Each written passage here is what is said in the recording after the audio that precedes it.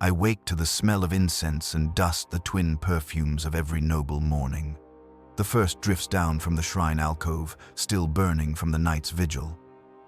The second rises from my own bed, the sheets powdered with the slow decay of silk. It is said that we of the upper spires sleep closer to heaven, and perhaps that is true, for the air up here is thin enough to steal thought. When I draw my first breath each morning, I taste not life, but lineage. My name does not matter, only my house. We are an old line, traced in sigil and seal back to the early reconstructions of Hive Iskar IX. My ancestors built the outer spines, not the grand cathedral or the administrative tiers. No, but the bridges between them. Those long, ribbed arches that hold up the lesser hives like bones beneath the skin of the city. That is our symbol, the bridge and the chain. We were once architects of loyalty. Now we are custodians of memory. The room greets me the way it always does. A hush beneath stained glass, the far hum of the lift cage, the breath of the incense coil counting time in scented spirals. The glass above my bed depicts St. Gerion crossing the void between shattered towers on a single beam of light. In the dawn haze, his face becomes a smear, and his halo a bruise. There is a hairline crack in the pane that cuts his blessing in two. When wind presses at the spire, the fracture sings like a mouth around a secret. I rise according to the hourglass, not the Sunday. The glass turns on the third chime of the chapel bell, and the servants, or what remains of them, glide soundlessly into the room. Their eyes are replaced with golden lenses. They bow, whispering fragments of catechism in monotone, and begin the day's rites, cleansing the bed with oil, dressing me in the household colors, aligning the mirror behind the altar so that my first reflection of the day falls directly beneath the gaze of the emperor's effigy. I kneel as I was taught. The prayer is older than my tongue, passed down through our family archivum on cracked vox tapes. From rust to gold, from gold to dust, let us be ever remade. I whisper it 3 times, until my breath fogs the glass.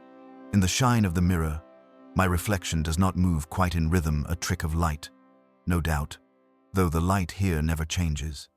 The effigy's gilded eyes catch the first curl of incense and hold it like a ribbon. I count 10 heartbeats before standing. I do not check whether the reflection rises exactly with me. I have learned that certainty is a matter of angles. Breakfast is ceremonial. I dine alone at a table meant for 20. The plates arrive beneath silver domes, each course accompanied by a recitation of virtue from the house servitor choir. Today they sing poorly. One voice breaks into static mid-hymn and does not recover. The static thins to a whining thread. Another servitor shifts its weight too late, and the tray's lid scrapes the porcelain. The sound gnaws the ear like a small animal trapped behind the wall. I make a note to have it repaired, though I do not know who still tends to such things. Our mechanicus liaison has not visited in months, and the last correspondence from the lower manufactoria came written in oil instead of ink, a warning or a plea. I could not tell. The seal on that letter was pressed with a gear-toothed skull that left a little serration of wax along the edge, like teeth around a bite. Still, the ceremony proceeds. A noble's life is measured in observance. Every gesture has weight, every silence meaning. Even now, the family ledger lists the times of our breath during prayer. The older members believed the emperor's grace could be quantified that way. I suppose I still do. The credenza holds the abacus of grace, bone beads polished by generations of thumbs. I slide one each day to mark my thanks for breath, for bread, for the continued soundness of the spire. I think of the beads as days strung upon a wire that cannot be seen. When one falls, I imagine a quiet floor somewhere drawing it into the dust with the rest. After breakfast, I walk the portrait hall. Each ancestor's face greets me through centuries of varnish. Severe men and women, draped in the fashion of their centuries, each with the same half-smile that suggests knowledge withheld. We keep the lamps low here. Too much light bleaches the old pigments, and we are told to keep the dead rich in color. When I was young, I thought they spoke to one another when the hall was empty. Now I am older, and I find that I no longer think it impossible. The lamps flicker in sympathetic rhythm, as if their wicks remember the cadence of a conversation I am not invited to attend. The staff have grown few. Where once there were dozens of attendants, there are now perhaps 6, though I have not seen all of them together in some time.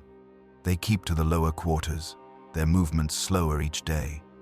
I hear their mechanical breathing through the walls at night like sighs trapped in the stone. One I recognize by sound alone. The elder servant, Vara, who once read to me from the family's scripture of etiquette. Her voice had been dry and careful. Now it is a rasp of vox distortion, her speech clipped by misaligned augmetics. Still, she bows each time she sees me and calls me young master, though I am nearly 40 by the count of the house's chronometer. Sometimes, when she thinks I do not watch, she prays to a small shrine behind the pantry door. It is not the emperor she invokes, but a figure shaped from wax and copper wire, a saint of the lower tiers, unknown to our lineage. The little saint wears a crown of bent nails and a cloak of fine chain. A spool of thread sits beside the shrine. When Vara finishes her whispered plea, she winds exactly 3 loops of thread around the saint's throat and tucks the loose end into the wax, as if sealing a wound. I do not correct her. Faith, like lineage, decays if polished too often. At midday, the bell tolls 12 times. The sound does not travel well through the upper spire anymore. The echoes have changed. The notes stagger, as if the bell swings underwater. Still, I attend to my duties, signing the day's proclamations, affixing the family seal to documents I will never read, answering the automated couriers with polite refusals. There are debts, I am told. But debt is tradition. Our value is not measured in wealth, but in memory, and memory cannot be foreclosed upon. When I press the seal into hot wax, I feel the strength of my hand as a detached thing, like a glove filled with warm air. The wax cools almost immediately, and a single bubble always appears beneath the bridge in our crest, as if the city beneath is exhaling. The couriers, though mechanical, have developed a new habit. On delivery, they pause half a breath longer than they should, as if waiting to be spoken to. When I incline my head, their lenses I rise shut like eyes in prayer. One of them I have marked its brass shoulder with a faint scratch to prove continuity, returned yesterday with the exact same message it had taken away in the morning. The paper smelled faintly of engine oil now, and the handwriting was mine, though I had not written it that way. I placed it in the drawer where we keep letters that do not understand their destination. It is during these hours that I feel the house watching me. The walls hum faintly, the old vox lines carrying whispers too low to pass. Once, I believed it was interference from the manufactoria below the prayers of workers bleeding into our system. But lately, the tone has changed. The whispers are softer, more deliberate. Sometimes, when I pause to listen, they fall silent altogether, as though holding their breath. I have begun to imagine the house has lungs, vast bellows hidden inside its ribs of stone and iron. The servants move like red corpuscles through narrow arteries. I, too, am carried by these passages, oxygen for a brain that has not spoken in a long time. On the 3rd level, in the gallery of instruments, an old vox recorder persists in capturing the house's murmurs. It is an heirloom burnished, horned, fitted with a cracked amber dial that glows like an old eye. When I turn the key and lean close, I sometimes hear my father's voice recorded over nonsense, not words, just the pattern of his cadence, the rise and fall I knew as well as my own breath. Other times, I hear a pause so deep it pulls at thought, and in that pause, a single exhalation, gentle as dust shaken from a cloth. I have learned to turn the key only once per day. More than that, and the voices become greedy. In the evening, I climb the western balcony to view the city. The haze is golden tonight, industrial dust catching the last light from the reactor towers. Below, the hive stretches forever. layer upon layer of habitation and smoke, a sea of roofs and chimneys merging into one indistinct horizon. Somewhere beneath those clouds, billions labor, unseen. I wonder how many have ever looked up and thought of us, their noble lords, their custodians of grace. I wonder if they believe we exist. The rail beneath my hand leaves a faint glitter on my glove. The dust here is part ash, part metal, and it finds the creases of the skin, as if instructed. The wind carries a sound upward. It might be chanting, or the groan of machinery. In this city, the two are often the same. Once, in a fit of curiosity unbecoming, I sent a lens down with a cred stick for a lower-tier vendor to capture the source of the singing. The pictures returned with smears of light, faces blurred by motion and steam, and in each frame, an implied geometry of kneeling bodies pointed toward a light that was only a furnace mouth. The cred stick came back with one more mark on its edge than I had sent. Someone had counted. When night falls, I retire to the library. The lamps, their mantles old silk, flicker, though the reservoir never empties. I read from the Codex of Lineage, tracing the names backward until the ink becomes nothing but tally marks and oil stains. Somewhere in those lines is the truth of our origin, but the older I grow, the more the words seem to rearrange themselves. One page bears my own name, written centuries before my birth. The signature is identical. I test the ink with a wetted finger. It lifts, slightly, and the smudge makes the name look fresher, not older. I close the book and choose another, thinner volume bound in the leather of a creature none of us can name. Its clasp is a small hand that seems to grip tighter at night. There is a bell pull near the library hearth, braided with wire, sheathed in velvet. It once rang a chime in the below-stairs corridor, summoning tea or advice. I pulled it tonight out of habit, and the chime answered from within the wall behind me. The wall's response was not a ring but a gentle huff, as though something on the other side had pressed its mouth to the stone and blown. I found this soothing. I do not know why. Before sleep, I walk the inner corridor that leads to the sealed chapel. None enter there anymore. The door is chained, not by lock, but by decree. It was the will of my father before he disappeared into imperial service. I was told he was called to Terra itself, to serve in some noble capacity. Yet his quarters remain untouched, and his vox code still answers with silence. Sometimes, at night, I think I hear movement within. A scrape like a chair pulled gently back from a table. The tap of a ring against a goblet. All the small courtesies of a man preparing to attend an absence. The corridor smells of old oil. In the wainscoting, black knots in the polished wood resemble eyes. The longer I look, the more they align into familiar arrangements. The house remembers faces. Perhaps that is what a house is, memory with walls around it. I place my hand upon the cold metal of the chapel door and whisper the family prayer once more. From rust to gold, from gold to dust, let us be ever remade. There is a tradition, foolish and long untended, that the worthy may receive an echo. The house gives back what you give it if your faith is measured correctly. Tonight the echo arrives not as sound but as a change in the temperature of the metal. The door cools beneath my palm in a slow, deliberate way, as if a breath were drawn on the other side. I leave my hand there until the feeling passes. I do not try the chain. On the way back to my chamber, I pause in the little octagonal antechamber where the windows face all directions at once. The city's lights are a galaxy turned inward. A moth trapped between glass and grillwork twitches itself into a makeshift prayer, its dust leaving a small star map on the pane. I count the points and find there are 42, the number of family virtues we once swore to embody during the 4th century after reconsecration. I recite them to myself softly, stopping at 30. The last 12 have become indistinct in my memory, too similar to one another, each about patience or obedience in slightly different shapes. In that moment, the moth stills. I wait for it to resume, but it does not. I find a small comfort in the fixedness of its final position. A map you can trust. Back in my chamber, The incense has nearly burned to a ring of black sand. The crack in St. Gerion's window has widened by a hair. The saint's feet no longer touch the beam, not precisely. I unlatch the coverlet and lay it across the foot of the bed, folding the embroidered house crest neatly into the corner so the bridge and chain face outward toward the door.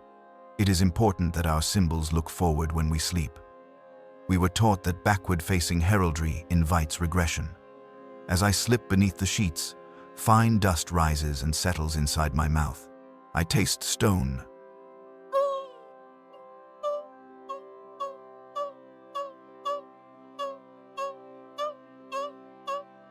I taste the faint, sweet tang of old polish. The lamps go down on their own. I did not touch the switch. The last thing I see is the mirror's edge catching the glow of the final coal. For a heartbeat, my reflection's eyes are brighter than my own. A lapse. A piece of glass, pretending to be more alive than the thing it copies. I turn onto my side and listen. Beneath the usual hush of the spire, the distant elevators sliding past in their shafts, the low throb of generators, the sigh of the outer skin adjusting to the night wind. I hear it. A soft counting. Not numbers, breaths. Someone measuring their devotion in air. The rhythm is neither mine nor the night's. I hold my breath to test it. The counting continues. After a time, the breaths align with my own in a way I find flattering, as if a companion had agreed to my pace in a long corridor.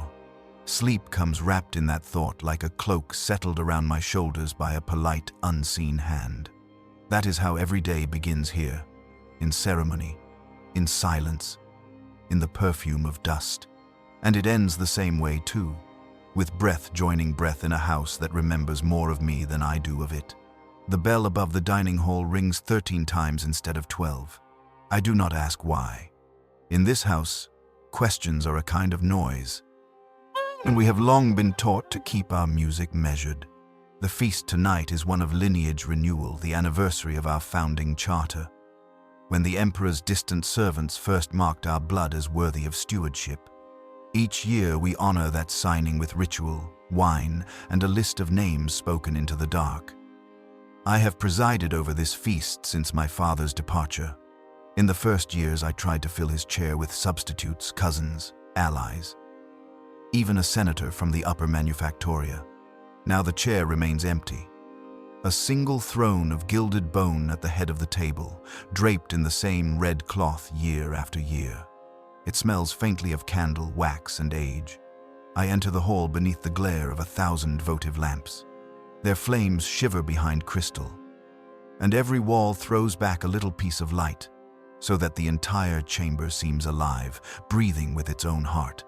The table gleams like a vein of ore cut through the dark. The plates are polished to the color of new coin. The servants move like ghosts between settings, their faces masked in porcelain to signify purity. A few have developed small cracks around the jaw where the ceramic meets the flesh. Through them, I glimpse a tremor of muscle, a reminder that even grace has cost. When the final plate is set, Vara appears at my shoulder, moving with the care of an old automaton. "The guests await, young master," she whispers through static. "Shall I open the channel?" I nod. The guests will not arrive in person, they rarely do. Travel through the hive's upper tiers has become unsafe, or so the House of Transports insists. Instead, they appear through hollow projectors arranged around the table. When Vara turns the key, the air fills with soft blue specters, each taking the vague shape of a noble peer. Their faces swim through distortion. The vox catches only fragments of greeting. An honor, bridge line strong, the emperor endures. Each flicker bows, each smile delayed by a breath. It feels like dining among ghosts. I raise my chalice all the same. "To memory," I intone. The traditional toast, "To those who built what still stands." The specters echo me, voices falling slightly out of sync. The room hums with the faint harmony of delay. The first course arrives protein spheres preserved in amber gel, a delicacy once rare, now synthetic. The servitors distribute them with mechanical precision. I lift one to my mouth, but the texture has changed since last year. The sweetness has gone to metal. I swallow anyway, for decorum's sake, and murmur the customary benediction. Flavor is faith made visible. A noble's manners are the only true inheritance left to us. Conversation drifts like incense smoke. The holographic nobles discuss quotas, favors, marriages never to be consummated. I answer when addressed, my words carefully weighted. Beneath the hum of discourse, I feel the vibration of the great bell 3 floors above, its uneven rhythm crawling through the beams. Each strike leaves a shimmer in the wine. It is during the second course that I notice the absence. The patriarch's chair remains untouched, as always, but tonight there is a faint indentation in the cloth, as if someone invisible has just risen from it. The fabric sags gently, breath-like. Vara stands frozen near the far wall, her porcelain mask turned toward the empty seat. For a moment, her hands twitch in the sign of benediction. Then she lowers them and resumes her work. "Vara," I whisper as she passes, "did you prepare that place?" "It is as it ever was," she replies. "The weight you see is remembrance." Remembrance. A convenient word for gravity we do not understand. The conversation falters as a flicker passes through the hollow projectors. The visages of my peers smear into bands of light. For an instant, the table reflects not blue faces, but a single, towering silhouette, a figure whose features are consumed by brightness, head crowned with flame. The servants freeze mid-gesture. I smell ozone and old incense, like the moment before a shrine ignites. Then, the light collapses. When vision clears, the guests resume their chatter as though nothing happened. Only one, the Baron of Torquira, regards me with a look I cannot read. "Interference," he murmurs. "The Manufactoria again. Forgive the noise of the lowborn." His image stutters, and his smile cuts away into nothing. The third course is wine, a dark, thick vintage sealed before my birth. Vara pours it from a decanter shaped like a skull. The liquid runs like oil. The taste is bitter and electric, as if it remembers thunder. After the first swallow, I feel my pulse answer. Protocol demands that after the third course, each noble present a token of continuity, a gift that symbolizes our house's unwavering loyalty. Holograms or not, tradition endures. My own offering rests before me, a small ingot of auramite, supposedly descended from the very vaults of Terra. I lift it for all to see. The light dances across its surface in subtle ripples. In that gleam I glimpse my own face, stretched and thin. A distortion of gold. "Our pledge endures," I declare. "We hold the bridges. We keep the chains intact." The other nobles answer with the chorus. "Bound are the faithful. Bound are the true." But the sound does not align. Their mouths open a fraction late. The harmony fragments. And in the gap between syllables I hear something new. A low, wet sound, like breath drawn through metal. I glance toward the patriarch's chair. The cloth has smoothed itself again. After the toast, one by one the projections fade, bowing out with flickers of static. In the end, only I remain in the candlelight. The hall feels suddenly enormous, a cathedral stripped of worshippers. Vara extinguishes the lamps in ritual order, her cracked mask reflecting each dying flame.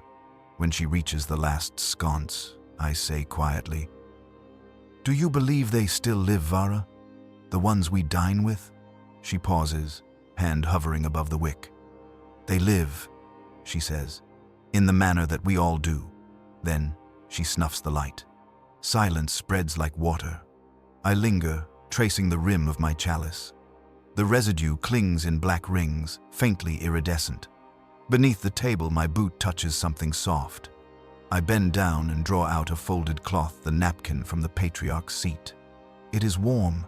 I hold it to my face and smell candle wax, old perfume, and the faint, unmistakable tang of ozone. I leave it there, on the plate where he would have eaten. In the corridor beyond, the portraits shimmer in the half-light. The eyes of my ancestors seem darker tonight. I stop before my father's likeness, a proud man, head tilted slightly as if listening to a distant choir. The painter captured that half-smile of his, the one that always promised explanation later. In the silence, I hear again the echo from the recorder. His cadence without his words. "Father," I whisper, "if you yet serve, grant me some sign." A whisper answers, but it comes not from the painting. It issues from the gilded vents above, faint and rhythmic, like the rasp of breath through metal. It speaks my house's motto: from rust to gold, from gold to dust. I do not finish it. The echo completes the line for me. Let us be ever remade. The voice is not my father's. It is mine. I retreat to my chambers with measured calm. Nobles do not run. The corridors tilt slightly underfoot, or perhaps the wine bends the floor. In the mirror outside the dining hall, I see myself pass, but my reflection hesitates a heartbeat before following. When I reach my door, I find Vara waiting. She holds a tray with a single cup of steaming liquid. "For sleep," she croaks. "The same blend your father favored." I take it, though I do not recall her ever serving it before. The scent is metallic honey. The steam curls like incense. She bows and leaves without sound. On the table beside my bed rests the golden ingot, the symbol of our pledge. I study its polished face. It no longer reflects my features, but something deeper in the metal, a darker silhouette, patient, smiling. The weight of gold is not heavy in the hand, yet tonight it drags the breath from my lungs. I place it on the shrine beside the emperor's effigy. The effigy leans slightly toward it, as if listening. I imagine the ingot whispering back in the language of metal, long vowels of pressure and strain. The emperor protects, gold endures. Between them, I feel only quiet gravity. When sleep comes, it carries the taste of wine and the sound of 13 bells. The morning begins in silence. No chime from the chapel bell, no rustle of linen, no soft drone of the servitor's waking hymn. For the first time in memory, the house forgets to breathe. I lie awake in the gray light, waiting for the ritual motions to resume, the sound of gears engaging, the shuffle of porcelain feet across the marble floor. But nothing comes. The air feels thick, unmeasured. I rise and call for Vara. My voice sounds strange in the room, too loud and too human. When the door slides open, no one stands beyond it. The corridor glows faintly with emergency lumen strips, their light uneven. Shadows drift across the walls in slow, uncertain waves. Like fish beneath deep water, the incense coil has burned itself out. Its smoke stains the ceiling in the shape of a halo. I dress myself, awkwardly, fumbling with the fastenings that Vara's steady hands once tended each morning. The silk catches on my fingers. Without the servitor's careful preparation, I feel clumsy, reduced to a crude imitation of nobility. The garments smell faintly of oil and dust. In the hall, the portraits seem darker. The faces of my ancestors have sunk deeper into their canvases, the eyes dulled by soot. I touch one frame and find a thin residue on my fingertip. Not dust this time, but something tacky, like oil mixed with wax. It leaves a small smudge on my cuff when I wipe it away. At the stairwell landing, I pause to listen. Faint sounds reach me from below, scraping, shuffling, the soft mechanical whine of servos misaligned.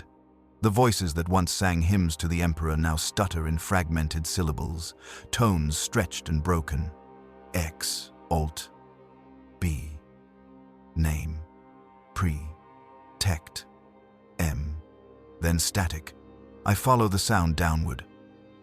The great dining hall lies dim beneath its chandeliers, the once smooth floor marred by trails of dark residue.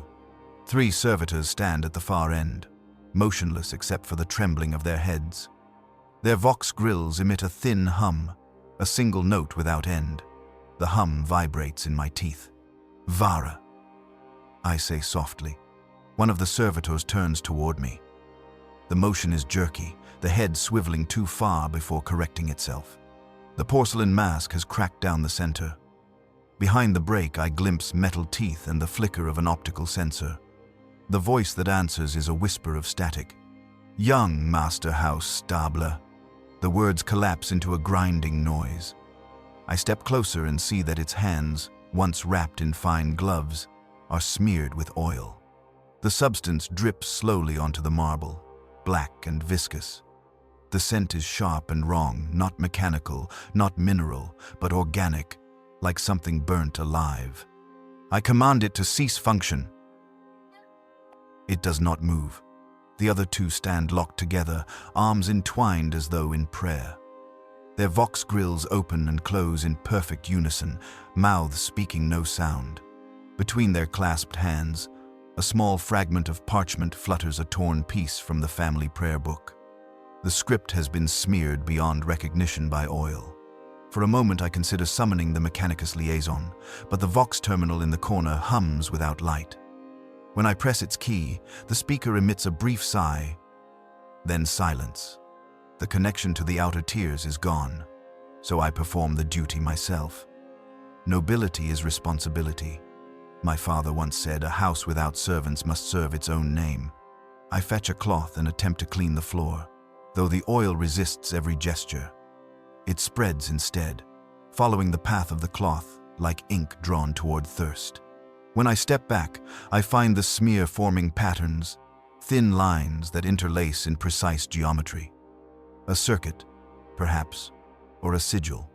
The shape reminds me of our family crest inverted, not a bridge supporting the hive, but a chain descending into darkness.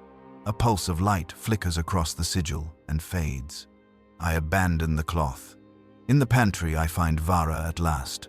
She sits on the floor amid fallen dishes, her porcelain mask removed. The skin beneath is pale, threaded with small brass filaments. One eye gleams with a dull red glow, the other is human but clouded with milk-white haze. She cradles her mask in her lap like a relic. "Vera," I whisper. "What happened?" She does not look up. "The song ended, young master." Her voice, though broken by static, carries something human weariness. We waited for the cue, but no bell came. The hymn could not begin without the tone. The system forgot us.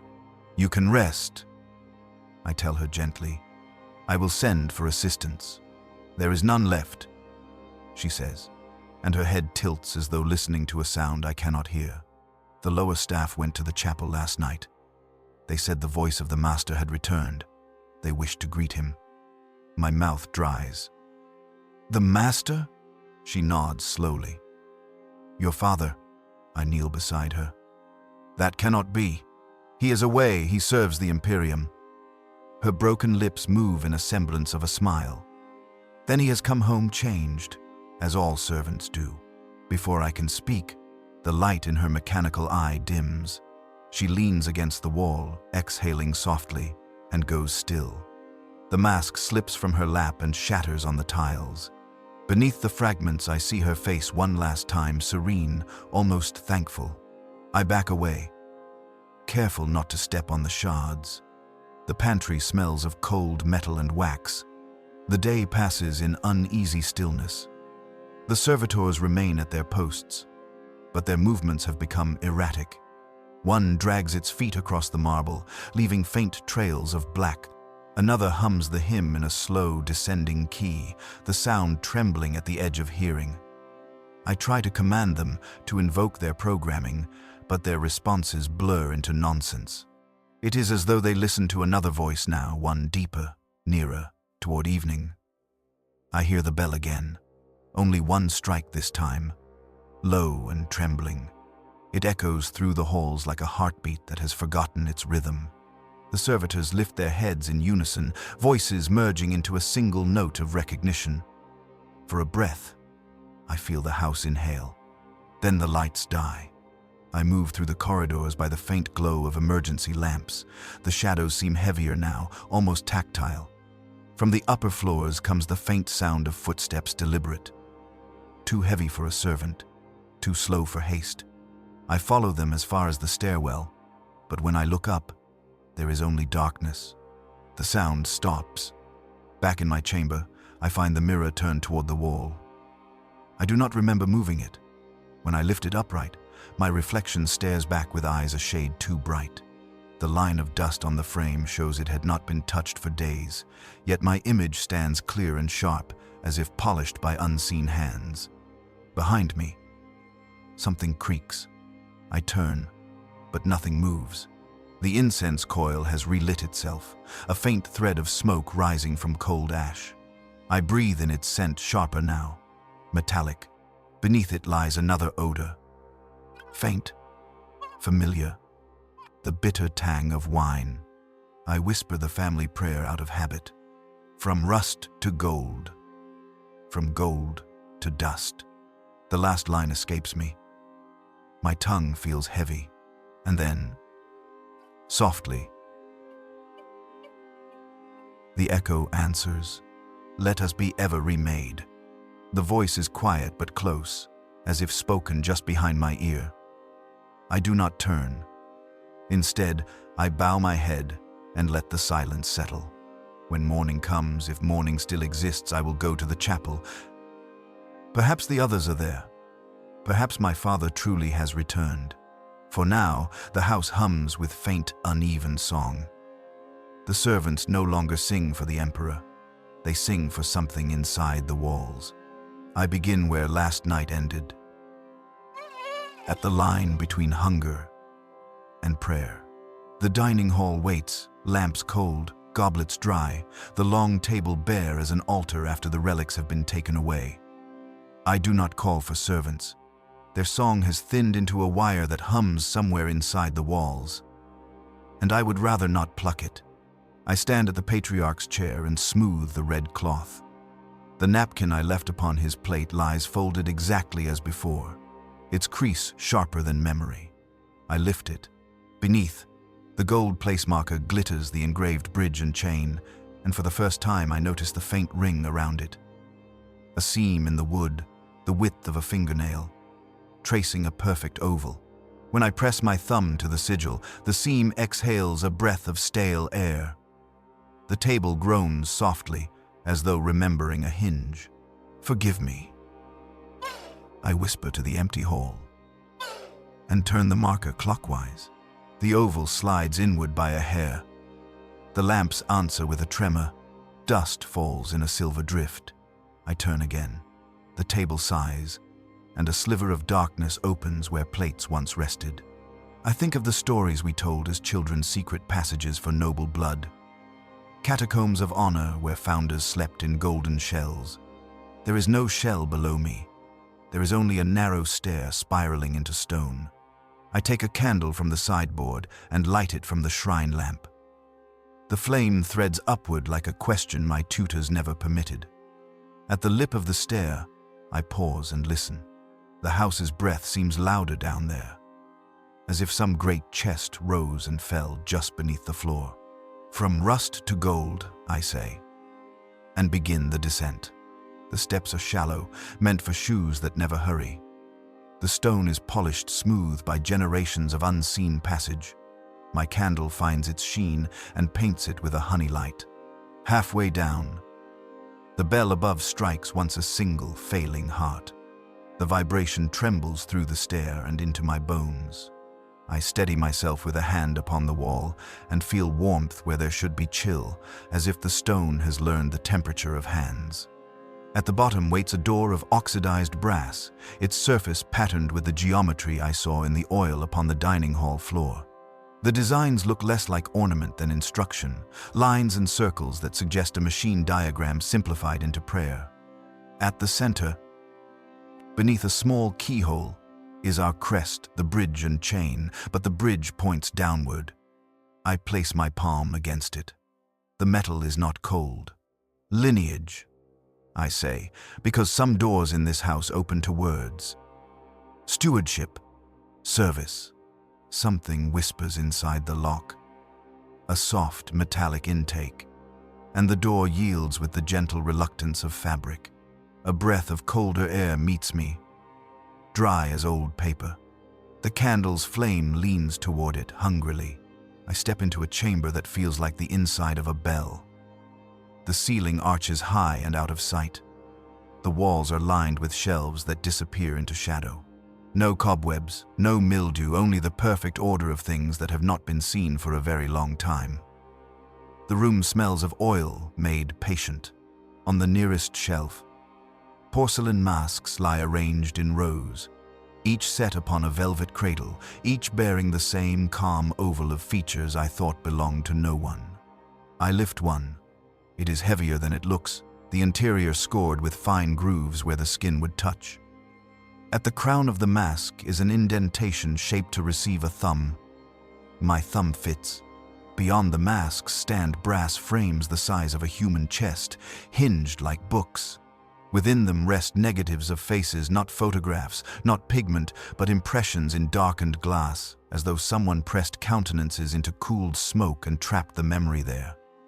I angle the candle. Light crawls through the glass and draws out cheeks and brows, and the slight asymmetry at the corner of an eye that one only notices after intimacy. I know that asymmetry. It is mine. I set the mask down carefully, as one replaces a relic. The shelves whisper with the faintest static. Not a sound exactly, more the suggestion that sound had been here once and left a trace of its outline. At the far end of the chamber, a narrow corridor opens toward an inner suite. I follow it into a smaller room where the air grows colder and sweeter, a metallic sweetness that reminds me of the wine we opened last night. The vintage that remembered thunder. The candle flame flutters and steadies. Here, the walls are glass not clear, but a milky translucence within which shadows hang like moths behind a curtain. When I lean close, the shadows resolve into shapes, cylinders, suspended caskets, each holding only a darkness denser than the room around it. Nothing moves. No pulse, no bubble, no fisheye peering from the pale. Only stillness preserved. A panel sits upon a plinth at the room's center. A communion lectern of brass studded with dials, and a single bone lever darkened by the oil of hands. The dials bear no numbers, only sigils. A recurve of chain, a stylized eye, the bridge and bridge again, mirrored into itself as if reflecting down a long tunnel. Beneath the lever is a plate engraved with words so faint I nearly miss them. Continuity is worship. There used to be a name beneath that, a maker's mark. It has been filed away. In the smooth scar of metal I see my face, stretched and thinned, the candle's flame burning where my left eye should be. I do not touch the lever. The candle trembles enough to make the illusion of motion within the cylinders, a suggestion that the darkness inside is a liquid with opinions. I step back until the glass no longer carries my reflection. On a table beside the panel rests a book bound in varnished cloth. It opens without resistance. The pages are a disciplined hand of neat columns: date, subject, iteration, deviation, correction, witness. My family's seal marks each page in miniature, a watermark more felt than seen. I know the script. I have seen it in the ledgers, in letters that came from my father's desk when he and I still wrote behind opposing doors. The first entry surprises me by its smallness. Founding year +14. Subject: heir, male. Iteration: A. Deviation: none recorded. Correction: not required. Witness: matron. The ink is precise and untroubled. The next entry follows in the same calm rhythm. By the 20th, a new word appears: slippage. A later hand underlines it once, then twice. I turn pages quickly now, the candle leaving a trembling gold tongue along the edge. The dates move forward. The entries multiply. The iteration column climbs. By the time my father's name appears as subject, the deviation field blooms with words like echo delay, mirror lag, prayer cadence offset by 1, left eye brightness. None of these sound like sins, only habits. But the correction column grows redder with ink, and the witness line acquires a sigil. I do not know. A skull whose jaw is a gear. When the entries reach my birth year, the words grow smaller, as if to hide. I read, without wanting to read. Year 0. Subject: Air, male. Iteration. C. Deviation. Voice, imitates prior line without prompt. Correction. Suppressive catechism, 3 times daily. Witness. Liaison. Year 6. Subject. Air, male. Iteration. F. Deviation.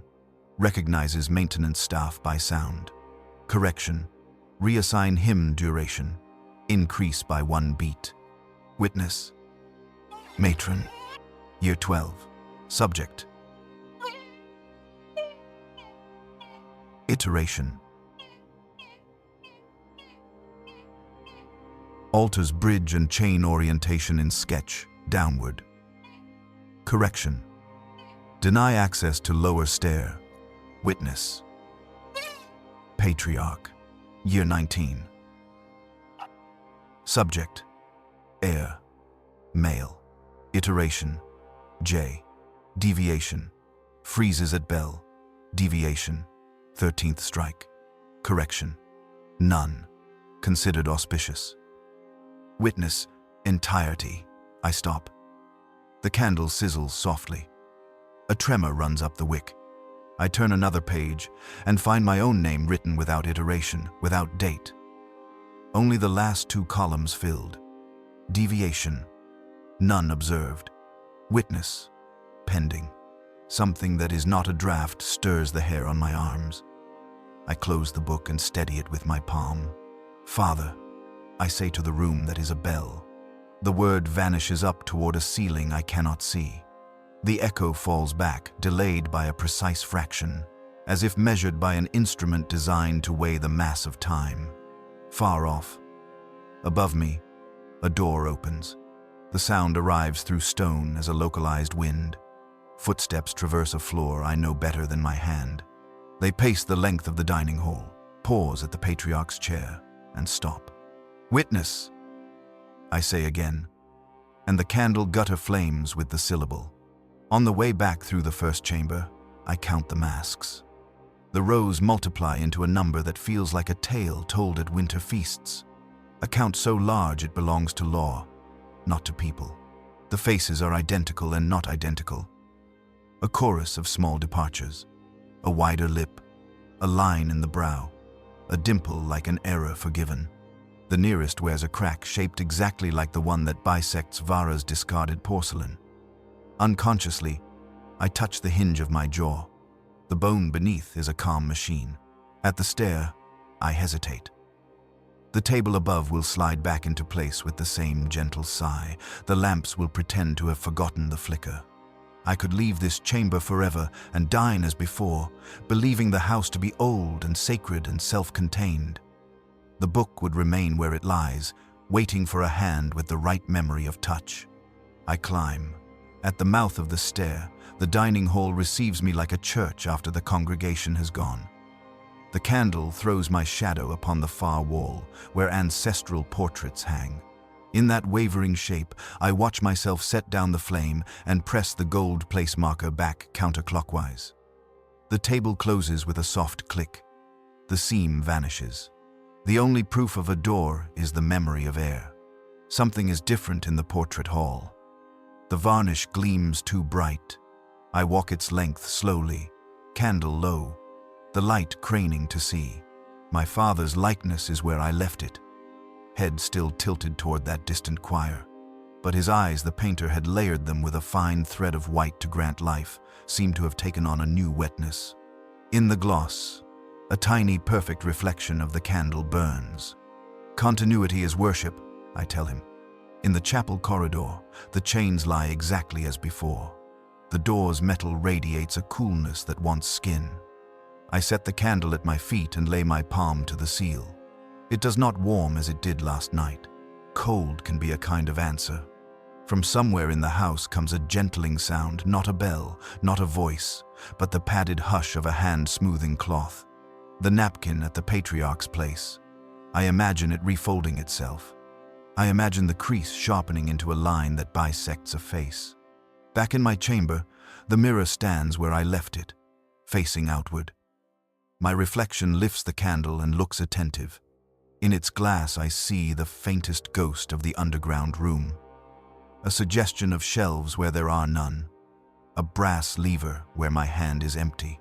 My reflection's lips move after mine, a patient half-beat late, as if to teach me how to speak myself. I douse the candle.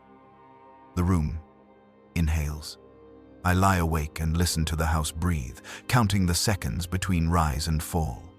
The distance between them lengthens by an atom each cycle, like a rope pulled through a ring, one hair at a time. The servants do not sing, the bell does not strike. The only rhythm left is the one beneath the feast, a slow, deliberate pulse like a heart that has outlived the body it was asked to serve. If I am a witness, it is to a ceremony with no congregation, a ritual that proceeds whether or not anyone attends. If I am an heir, it is to a room full of faces waiting in their cradles like answers to questions no one dared phrase. If I am a noble, it is because the house remembers to call me by that name when I speak to it with the voice it taught me to use. Before sleep, I whisper our prayer without waiting for the echo. From rust to gold, from gold to dust, I do not say the last line. In the silence that follows, something smiles. The heralds used to wake before dawn. Their horns once sounded through every upper tier, a low, regal note that rolled down the hive like thunder pretending to be ceremony. This morning, there is no call. The silence feels formal. Like a decree, no one survived to deliver. I dress without waiting for attendance. The mirror helps, though its reflections now linger longer than courtesy allows. The collar clasps itself a heartbeat after my hands withdraw, as if the glass remembers duty better than I do. Outside, the light seeping through the stained panes has changed color, not gold, not the usual gray, but a bruised violet that dulls the gilt on every edge. The house has entered its own twilight. Today I am to attend the conclave of arms, an obligation postponed for 3 years but never cancelled. The decree remains in the calendar like a sealed prayer. Attendance, the text insists, is mandatory for all houses of record, regardless of fortune or circumstance. Vara would have prepared the sigil banners. In her absence, I find them folded in the vault behind the stair. The cloth is stiff, colors bled to sepia. When I lift one, a flake of paint falls from the embroidered bridge, leaving a small gap in the chain. I wrap the standard around its pole anyway. Ritual demands the appearance of completeness. The lift cage carries me downward through the private tiers. Its glass is clouded. Beyond it, the hive walls stream past in long vertical streaks, illumination flickering like lightning filtered through dust. The deeper I descend, the more the vibrations of the city intrude, the distant beat of engines, the drone of ventilation fans the size of temples. It has been years since I have traveled this far below my own floor. The hum of lower gravity tugs slightly at my bones, as if memory itself were heavier up there. The lift stops at the Hall of Banners. The gates part without command. I step out into an expanse of marble and bronze lined with plinths that rise into darkness. Atop each plinth should hang the sigil of a noble house. Most are bare. Only a handful retain their colors, the fabric hanging like old skin. I know some of the names carved into the bases. Allies, rivals, blood once mingled through marriage contracts and debt. My eyes seek the crest of House Corvain, once our nearest kin, but their plinth shows only a patch of darker stone where a banner used to be, the bolts still damp with rust. My own pedestal waits near the center. I raise my staff, and the cloth unfurls reluctantly, sighing as it falls open. The bridge and chain sigil gleams for a moment in the violet light before the folds swallow it again. The echo of fabric settling is the only applause. At the far end of the hall, the seats of the conclave stand arranged in a wide circle. The high chairs of the ancient houses dominate the ringed skeletal thrones of black iron, carved with saints no one recalls. Some are occupied, others not. Those that are filled hold figures so still I mistake them at first for effigies. Then I see the faint shimmer of vox light in their chests and realize these are not nobles but servitors, robed and seated to simulate attendance. Each bears a crest pinned to its breastplate. The devices gleam faintly beneath dust. One banner twitches as the ventilation sighs. I move to the central dais. The automatic lumen above recognizes motion and flares to life, illuminating the circle in a pale cone. The faces of the servitors gleam, waxen and faintly smiling. A few of the mechanical throats release short bursts of recorded speech, fragments of old debates stitched into loops. Reaffirm the oath of stewardship. Tithes adjusted per decree of segmentum. Honor is the burden of blood. The phrases repeat, overlapping until meaning bleeds out of them. The sound resembles bees lost in glass. At the foot of the dais stands the moderator's lectern, a machine more shrine than furniture. Its surface is a mosaic of inlaid gold leaf, each square engraved with the sigil of a house now extinct. I run a finger along the nearest house Terran, whose spire collapsed 2 generations ago under the weight of its own vaults. The engraving is shallow, worn smooth by centuries of palms. Under the thin gold, I glimpse another mark, older and darker, like a design the artisans tried to bury. The lectern hums to life as I approach. A flat vox tone fills the hall, and the servitors lift their heads in eerie synchrony. The machine's voice is genderless, confident, and unbearably calm. Conclave of Iskar 9. Assembly recognized. Attendance below quorum. Proceedings will continue per continuity protocol. A second tone. Softer. The lectern's light glows amber. Representative of House Orant present. My name follows, spoken correctly but without warmth. State pledge for record. The words rise in me from habit before I can think. We bridge divisions. We keep the chain unbroken. We serve in remembrance. The voice answers at once. Remembrance verified. Service pending. Do you bear the token? I lift the gold ingot, the same one I placed upon the shrine nights ago. It feels heavier, its edges sharper. The machine projects a small beam across its surface, scanning the sigil. The light flickers uncertainly, as if the mark resists identification. Lineage unstable, the voice concludes. Refer to vault registry. Confirmation deferred. A pause. Then a second declaration. Proceed to witness. The servitors speak together, their lips opening in uncanny unison. Bound are the faithful, bound are the true, but the chorus falters. Half their mouths hang open mid-syllable, frozen in vowel. The other half continue past the pause, voices slipping into static. The sound becomes a staggered hum, neither word nor music. I cannot tell which half is correct. A new light blooms above the dais, a sigil of the Imperium projected onto air. It shimmers, wavers, then distorts. The twin-headed eagle folding inward until its wings cross and form a chain. The projection flickers once more and dies. Darkness folds in. The lectern's final message arrives in a whisper. Continuity terminated. Await instruction.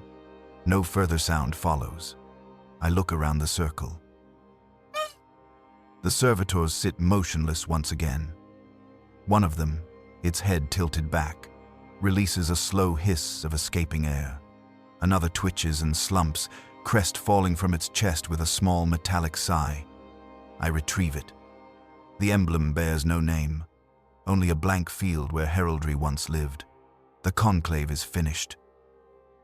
There are no nobles left to argue, no decrees to pass, only machines repeating memories of duty.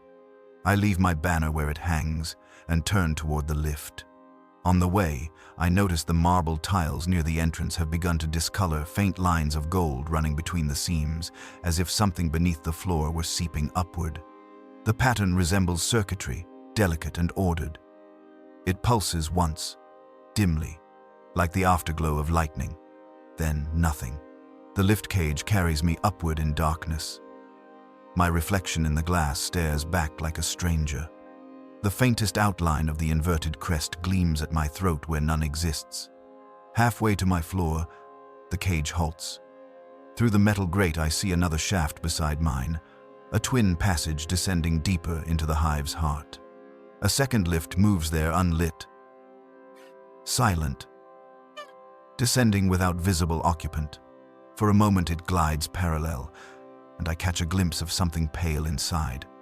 A figure seated upright, hands folded on its knees. Its face looks toward me. There is no expression, only recognition. I cannot be sure whose face it is. Then the darkness swallows it, and the cage resumes its climb. When I emerge into the upper corridors, the banners that lined the walls have changed. The embroidered saints now hold their relics upside down. The chain motif that once encircled the crest now pierces it like a spear. I touch the nearest thread and feel warmth, as if the cloth itself remembers being remade. At my chamber door, I find a small envelope resting on the threshold. It bears the wax seal of the conclave, the twin-headed eagle pressed into black resin. I break it open. Inside lies a single scrap of parchment, its edges charred. The writing is elegant but unfamiliar. Heraldry is the memory of obedience. When memory falters, the symbol must be rewritten. By decree of witness. No signature. I fold the parchment and set it upon the shrine beside the golden ingot. The effigy's eyes glint in the violet light. The metal of the ingot has tarnished overnight, the bright gold dulled to a bruised gray. I do not polish it.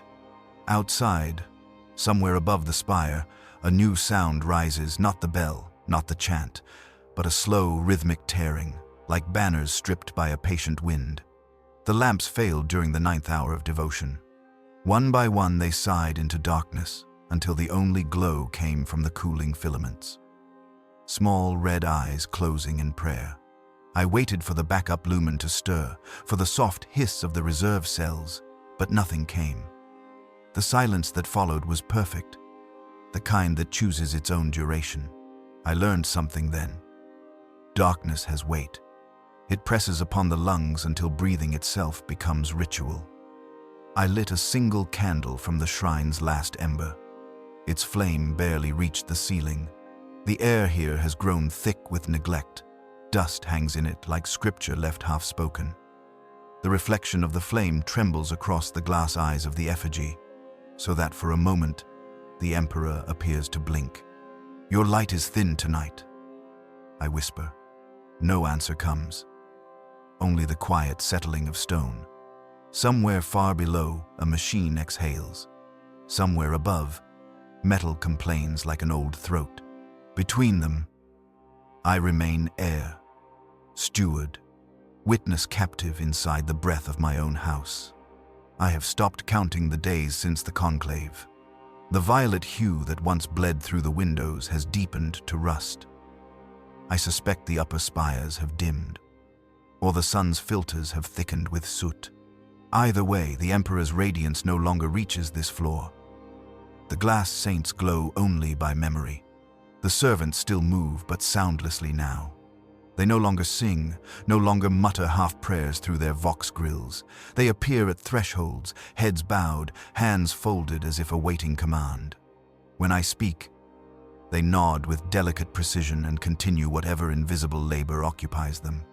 They polish surfaces already clean, arrange chairs that no one uses. Once I caught two of them standing side by side before the same wall, tracing with their fingers a shape in the dust. When I looked closer, I saw the outline of the bridge and chain crest drawn upside down. They erased it as soon as I breathed.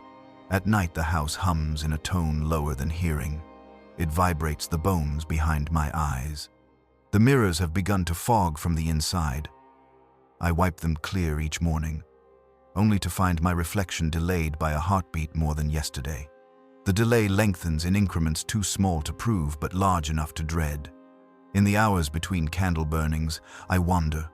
The corridors seem longer than before, angles misplaced.